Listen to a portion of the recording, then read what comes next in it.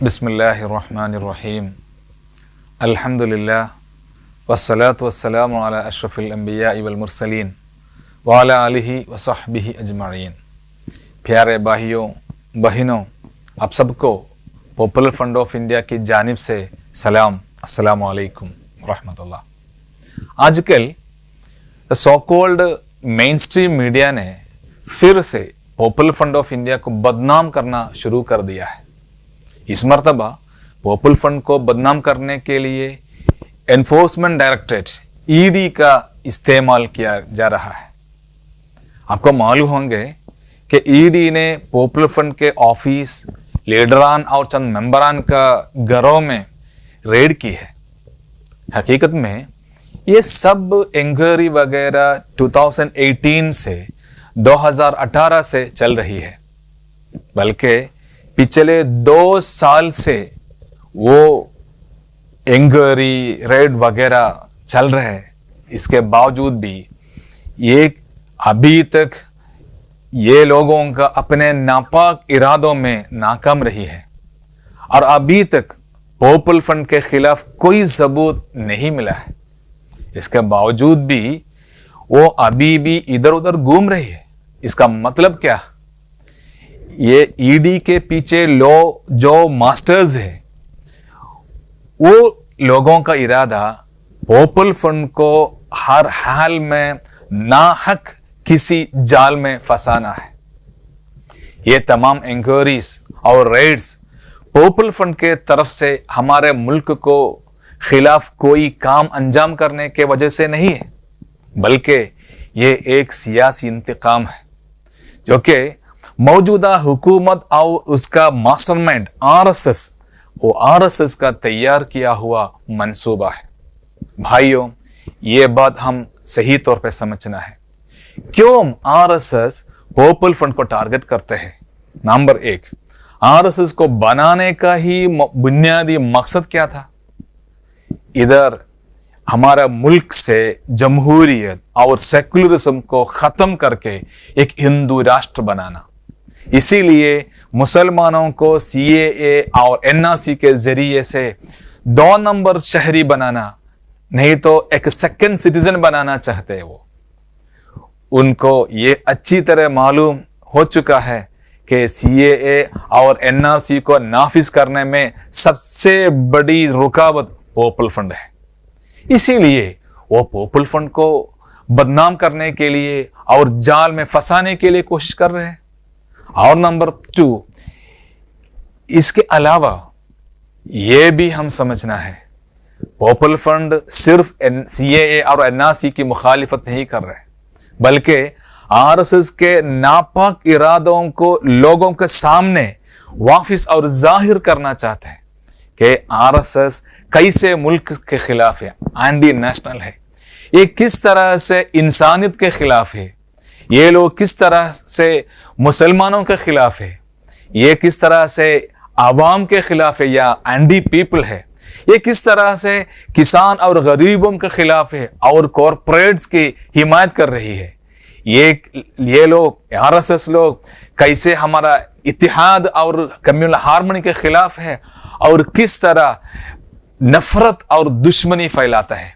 इसी तरह आरएस के बारे में जितना हकीकत है वो लोगों के सामने हम ओपनली बोलते हैं और लोगों को उससे बेदारी कर रही है कि कैसे मुल्क को ये फिरका वराना, ये फसादत को से बचाना चाहिए और कैसे आरएस को देश से दूर रखा जाए। इसीलिए वो हमारे पीछे लगे हुए हैं। पॉपुलर फ्रंट को लोगों से बहुत बड़ा सपोर्ट मिलता है। ये स्ट्रॉन्ग सपोर्ट के वजह से आरएसएस पॉपुलर फ्रंट पर डायरेक्ट हमला करने से डरते हैं। इसीलिए वो बहुत खुफिया रास्तों से पॉपुलर फ्रंट पर हमला करते हैं कि ईडी, एनआईए जैसे सरकारी एजेंसियों को इस्तेमाल करके पॉपुलर फ्रंट के खिलाफ आरएसएस अपना एजेंडा नाफिज करने में लगे हुए हैं। क्योंकि मुल्क के प्राइम इंक्वायरी एजेंसीज उनके बड़े बड़े ऑफिसरान ऑलरेडी अपने एंगोरी के वजह से पॉपुलर फ्रंट एक जेन्युइन ऑर्गेनाइजेशन है समझ गया है। फिर भी ये आरएसएस एजेंडा के वजह से ये सरकार से दबाव में ये ऑफिसरान दोबारा हमारा पीछे आने के लिए मजबूर है। असल में पॉपुलर फ्रंट के खिलाफ इसी तरह एक प्रोपेगेंडा और एक्शन करने के लिए क्या मकसद है आरएसएस का? वो लोग क्या चाहते हैं? पॉपुलर फ्रंट को कमजोर करना चाहते हैं और वो लोग ऐसा साजिश कर रहे हैं कि पॉपुलर फ्रंट को हमेशा मशगूल रखना चाहिए। ऐसा है तो पॉपुलर फ्रंट ये नाइंसाफी, जुल्म और भेदभाव के खिलाफ अपने पीसफुल डेमोक्रेटिक इत्तेजाजात से रोक जाए, ऐसा समझ के। और आरएसएस लोग आवाम को पॉपुलर फ्रंट से अलग कर देना चाहते हैं। लेकिन ये आरएसएस वाले क्या समझते हैं? उनको मालूम नहीं पॉपुलर फ्रंट क्या है। ये अलग जीन है। पॉपुलर फ्रंट का मिशन यह है कि तमाम हिंदुस्तानियों को उनका हक दिया जाएगा, ऐसा एक नया हिंदुस्तान को तामीर करना हमारा मकसद है। ये काम से पॉपुलर फ्रंट को रोका नहीं जा सकता है, हरगिज रोका नहीं जा सकता है। वो हमारे खिलाफ झूठी एफआईआर दर्ज कर सकते हैं, हमारे काम में रुकावट डाले सकते हैं, लेकिन क्या वो करोड़ों लोगों के दिलों के बदल कर सकता है क्या? जिनको पॉपुलर फ्रंट अपनी जान से भी ज्यादा अजीज है, प्यार है, ऐसा लोगों को दिल में ये लोग क्या करने वाले हैं? ऐसा कभी भी नहीं हो सकता है। ये करने की ताकत किसी में भी नहीं है। और एक मुस्लिम होने के हैसियत में मुझे मालूम है कि आलमी तौर पर फिस्ताई ताकतों ने मुसलमानों के खिलाफ और इस्लाम के खिलाफ क्यों स्टार कर रहे हैं? ये इसलिए कि इस्लाम सबको बराबर का इंसाफ देना चाहता है। इस्लाम भेदभाव को खत्म करना चाहता है, सबको आजादी और तहफ़्फ़ुज़ मिलना चाहता है। ये लोग ये पूरा भलाइयों के खिलाफ है।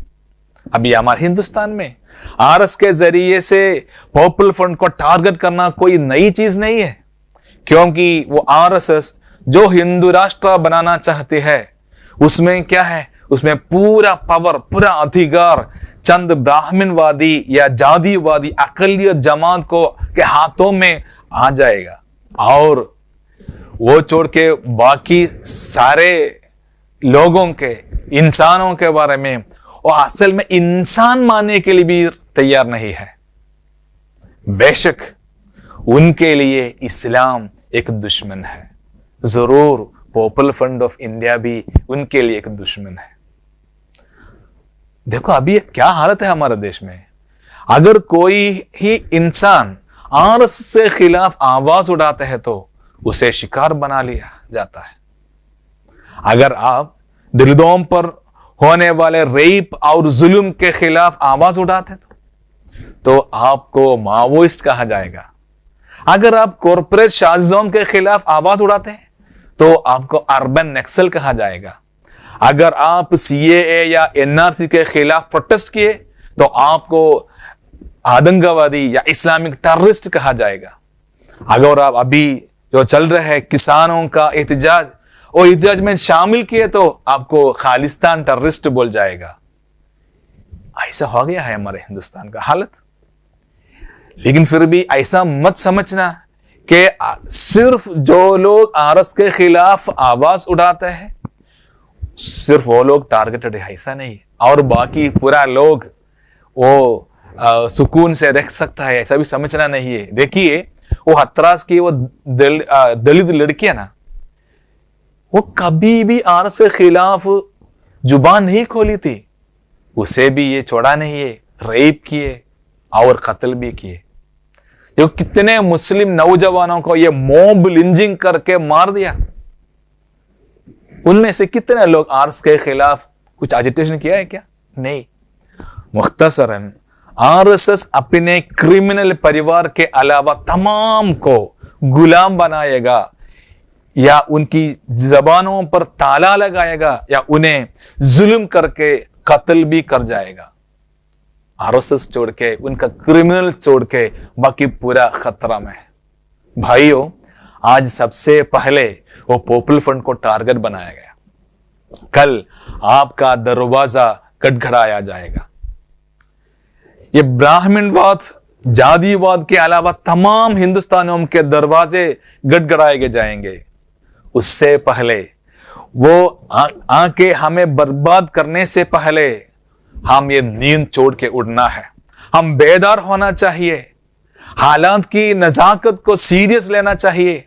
हमें मुत्तहिद होकर ऑर्गेनाइज करना है, ये फाशिज्म को हराना है, हिंदुस्तानी रिपब्लिक को फिर से तामीर करना है और इधर प्यार और मोहब्बत और कम्युनल हार्मनी का एक गुलिस्तान बनाना है। इंशाअल्लाह पॉपुलर फ्रंट इस तारीखी मिशन के सफ अव्वल में खड़े रहेंगे। पॉपुलर फ्रंट की तरक्की, ताकत और अजमत कोई भी शिकारी अपनी शिकार नहीं बना सकता है। क्या आप भी हमारे साथ है ना? हिंदुस्तान के असल नजरिए को फिर से तामीर करने के लिए इस मुकद्दम जंग में हमारे साथ आप भी आना है। जिन लोगों ने आपको डराते हैं उनके सामने हिम्मत से ये ऐलान करे, भाइयों, कुल लन युसीबना इल्ला मा कतबल्लाहु लना हुवा मौलाना व अलल्लाहि फल्यतवक्कलिल मुमिनून। कुल, आप कह दीजिए, ये डराने वाले को कुछ नहीं कर सकता है। लन युसीबना इल्ला मा कतबल्लाहु लना, वही चीज पहुंच सकती है कि जो अल्लाह ने हमारे हक में लिख के रखा है, इससे अलावा कुछ नहीं हो जाएगा। हुवा मौलाना, वही हमारा मौला, व अलल्लाहि फल्यतवक्कलिल मुमिनून, मोमिनों को अल्लाह तआला पर भरोसा करना चाहते हैं। अल्लाह सुब्हानहू व तआला कुरान शरीफ में फिर फरमाता है, कुल हल तरब्बसूना इल्ला इहदल हुस्नयैन व नहनु नतरब्बसु बिकुम अन युसीबकुम अल्लाहु बिअज़ाबिन मिन इंदिही औ बिअयदीना फतरब्बसू इन्ना मअकुम मुतरब्बिसून। कुल, कह दीजिए, अल्लाह सुब्हानहू व तआला मुमिनों को कुरान के जरिए दुश्मनों को एक पैगाम देना के लिए बोलते हैं। कुल, उनके सामने बोलो, हल तरब्बसूना इल्ला इहदल हुस्नयैन, हल तरब्बसून, तुम हमारे बारे में इंतजार कर रहे क्या? क्या आने वाले, क्या इंतजार कर रहे आप हमारे लिए? इल्ला इहदल हुस्नयैन, दो भलाइयों में एक आने वाले हैं, और क्या? शहादत या फतह, इसमें एक मिलेंगे और कुछ नहीं आने वाले हैं। व नहनु नतरब्बसु बिकुम, हम भी इंतजार में हैं, हम भी इंतजार में हैं। अन युसीबकुम अल्लाहु बिअज़ाबिन मिन इंदिही औ बिअयदीना, हम तुम्हारे बारे में इंतजार कर रहे क्या? अल्लाह अपने पास से नहीं तो हमारे हाथों से आपको सजा दे जाएगा, वो इंतजार में है। आप क्या सोचते हैं पूरा मुल्क कब्जा करके करोड़ों लोगों को गुलाम बनाएंगे? आप नहीं कर सकते। चंद देर के लिए आप जुल्म करेंगे, लेकिन अवाम, हिंदुस्तान का अवाम, लोग, पीपल, वो पावरफुल है, वो दोबारा आ जाएगा। ये तारीख में बहुत मर्तबा रिपीट किया गया, इंडिया में भी अलग नहीं है। कुरान शरीफ में अल्लाह सुब्हानहू व तआला फरमाया है, और फतरब्बसू इन्ना मअकुम मुतरब्बिसून, ये पूरा बदल हो जाएगा, समाज में बहुत बड़ा तब्दीली आ जाएगा। फतरब्बसू, आप इंतजार करो, इन्ना मअकुम मुतरब्बिसून, आपके साथ हम भी इंतजार में है, जरूर हम इंतजार में है।